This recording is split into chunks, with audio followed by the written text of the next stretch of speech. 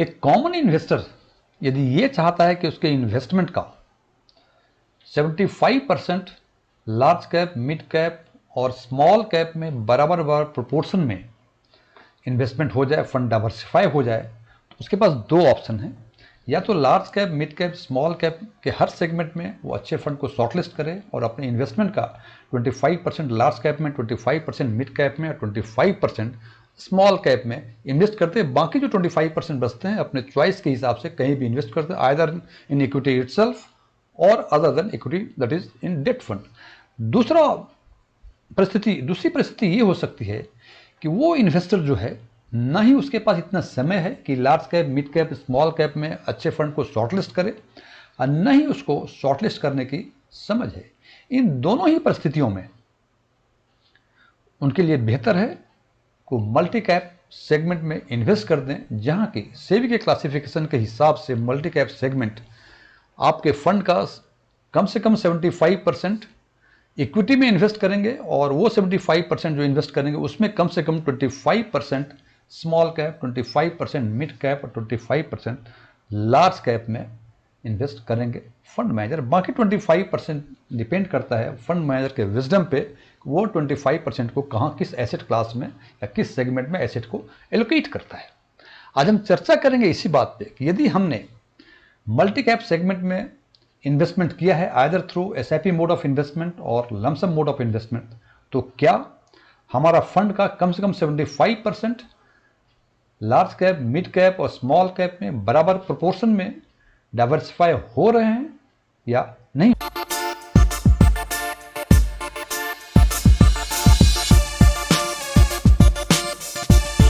यदि मेरा ये वीडियो आपको पसंद आए, इसे लाइक करें, अपने फ्रेंड्स के साथ शेयर करें।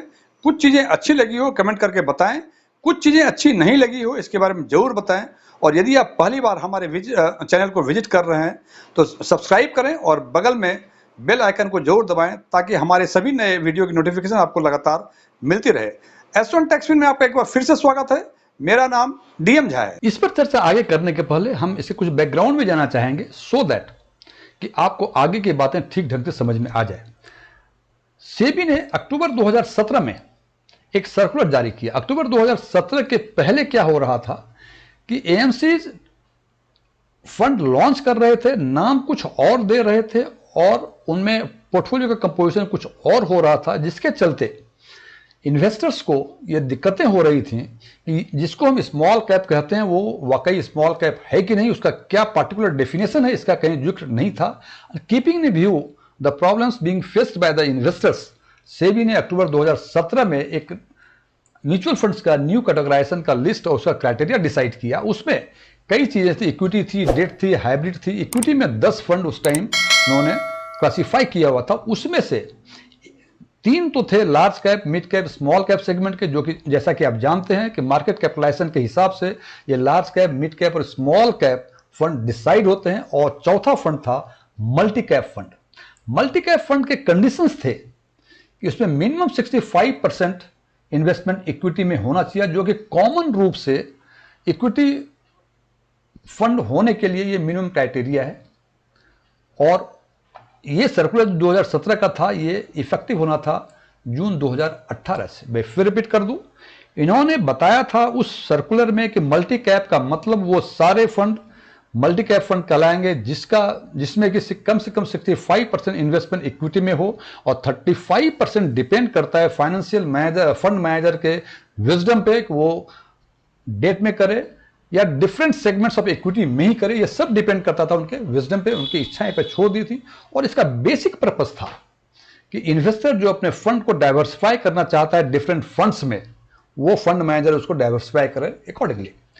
लेकिन ये जब चलता 2-3 साल के बाद सेबी ने ये देखा कि जो बेसिक पर्पस था मल्टी कैप फंड लॉन्च करने का, डिफाइन करने का, कि इन्वेस्टर्स का फंड डाइवर्सिफाइड हो across the different segments, large cap, mid cap, उसमें तो उन्होंने ये देखा कि चूंकि इसका मिनिमम क्राइटेरिया 65% इन इक्विटी था, इसका मतलब यदि 65% यदि केवल लार्ज कैप में करते तो वो मल्टी कैप फंड माना जाता। बेसिकली यही हुआ और ये देखा गया कि मल्टी कैप फंड जो भी थे उस टाइम, मोस्टली फंड्स जो थे वो लार्ज कैप टाइप के हो गए थे। और कीपिंग इन व्यू कि जो पर्पस था सेबी का वो फुलफिल नहीं हो रहा था, तो उन्होंने सितंबर 20 में एक और सर्कुलर निकाला जिसमें इस मल्टी कैप फंड का डेफिनेशन को उन्होंने चेंज किया। बोला कि वो फंड मल्टी कैप फंड कहलाएंगे जिसमें 2 कंडीशंस रखा। उसने पहला कंडीशन रखा कि उसमें मिनिमम इक्विटी का इन्वेस्टमेंट 75% होना चाहिए, और दूसरा कंडीशन था कि उस 75% से मिनिमम 25% स्मॉल कैप में, 25% मिड कैप में, 25% लार्ज कैप में होना चाहिए। इसका मतलब 75% जो इक्विटी होगी उसमें 25 each in large cap, mid cap और स्मॉल कैप सेगमेंट में होगा। बाकी 25% हो सकता है इन्हीं सेगमेंट्स में से किसी और में लोड बढ़ जाए या डेट फंड में हो। It all depends upon the wisdom of the fund manager. और ये सर्कुलर इफेक्टिव होना था जनवरी 2021 से। इसके बाद तुरंत इसके 2 महीने के बाद नवंबर में सेबी ने एक और सर्कुलर निकाला जिसमें यह किया कि ये जो सितंबर 2017 में जो डिफाइन किया था उन्होंने कि मल्टी कैप फंड वो कहलाएंगे जो 65% इक्विटी में करेंगे।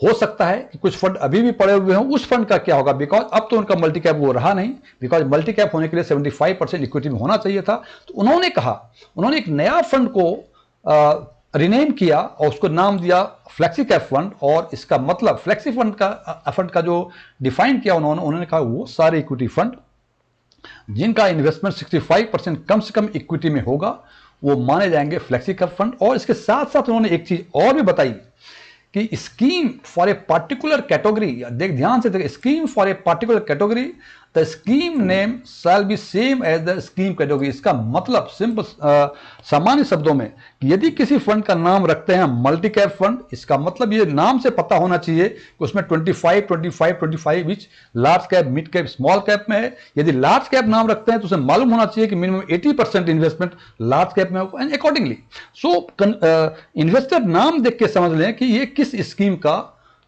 फंड है।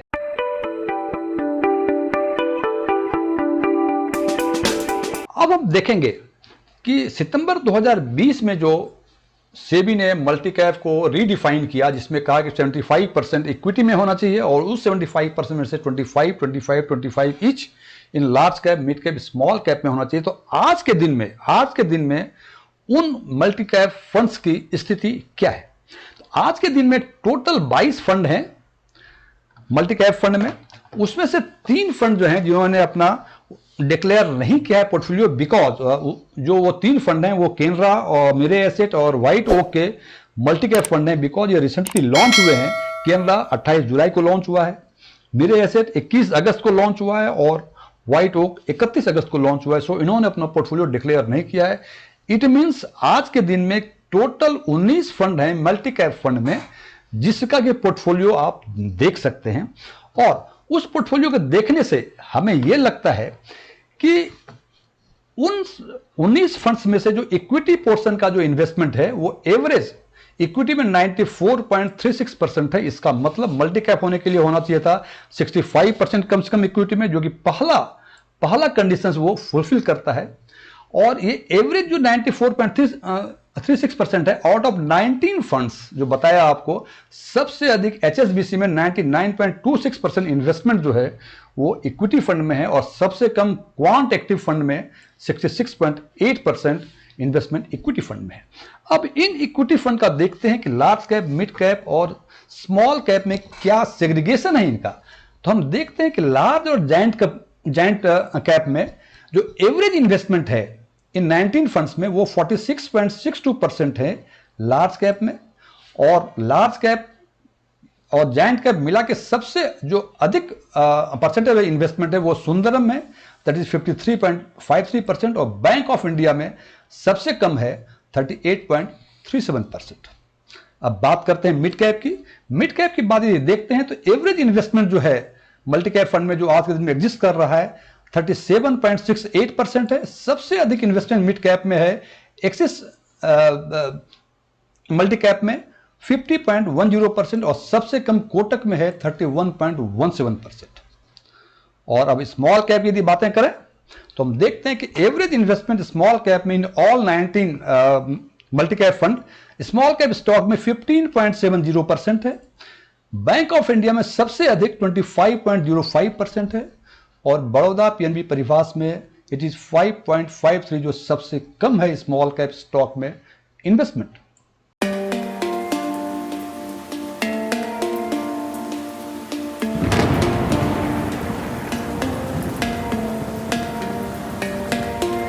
अब यदि इस फिगर्स को एक साथ देखते हैं तो फिर हम याद करें कि मल्टी कैप फंड में का मिनिमम रिक्वायरमेंट दो चीजें थी। एक था 75% इक्विटी में इन्वेस्टमेंट, जो कि ऑल 19 फंड्स में ये फॉलो हो रहे हैं। दूसरा था कि उस 75% से मिनिमम मिड कैप में 25, लार्ज कैप में 25 और स्मॉल कैप में 25। तो हम देखते हैं कि लार्ज और जायंट कप में ये फॉलो हो रहे हैं। मिड कैप में भी 25% से अधिक फॉलो हो रहे हैं, लेकिन स्मॉल कैप में जो एवरेज है इट इज 15.70% ओनली। इसका मतलब, और इस 19 फंड्स में से एक ही फंड ऐसा है, बैंक ऑफ इंडिया का मल्टी कैप फंड, जो 3 मार्च 2023 को लॉन्च हुआ है। केवल वही 19 फंड में से एक फंड ऐसा है जो सेबी के गाइडलाइंस, जो सितंबर 2020 में जो गाइडलाइंस इशू किया था सेबी ने कि 25% ईच इन कम से कम large cap, mid cap, small cap में होना चाहिए, केवल Bank of India multi cap fund ही फॉलो कर रहे हैं। बाकी 18 फंड्स में जो हैं कोई भी फंड ऐसा नहीं है जिसमें कि दूसरा जो गाइडलाइंस है, दूसरा रेस्ट्रिक्शन है 25% ईच का, वो फॉलो कर रहा हो। अब बात आती है निर्णय करने की कि यदि आप मल्टी कैप फंड में ये सोच के इन्वेस्ट कर रहे हैं कि आपके इन्वेस्टमेंट का 75% कम से कम 25% लार्ज कैप में, 25% मिड कैप में और 25% स्मॉल कैप में इन्वेस्ट हो रहा है और आपका फंड प्रॉपरली डाइवर्सिफाई हो रहा है, तो ये बिल्कुल गलत है। और आप इसमें इन्वेस्ट करके अपने इन्वेस्टमेंट ऑब्जेक्टिव से आप भटक रहे हैं। लेकिन इसका मतलब ये कतई नहीं कि आप मल्टी कैप फंड में इन्वेस्ट ना करें, लेकिन ये सोच के इन्वेस्ट ना करें कि आपका इन्वेस्टमेंट का 75% आपका 75% इक्विटी में हो रहा है, ये तो हो रहा है, लेकिन उस 75% में से 25% लार्ज कैप में हो रहा है, 25% स्मॉल कैप में हो रहा है, 25% मिड कैप में हो रहा है, ऐसा नहीं हो रहा है। आपका मेजर पोर्शन जो है अराउंड 45 to 50% ये आपके इन्वेस्ट हो रहे हैं लार्ज कैप में। बाकी जो 45 से 55% जो बच रहे हैं वो आपके हो रहे हैं मिड कैप में मेजर पोर्शन, और एवरेज 15 से 17% के आसपास आपका स्मॉल कैप में हो रहा है investment. So keeping in view all this analysis, मैं फिर रिपीट कर रहा हूं, यदि आपको लगता है कि आपका 75% फंड का 1/3 small cap, large cap, mid cap में डाइवर्सिफाई हो रहा है, तो आप अपने इन्वेस्टमेंट ऑब्जेक्टिव से भटक रहे हैं। Thank you.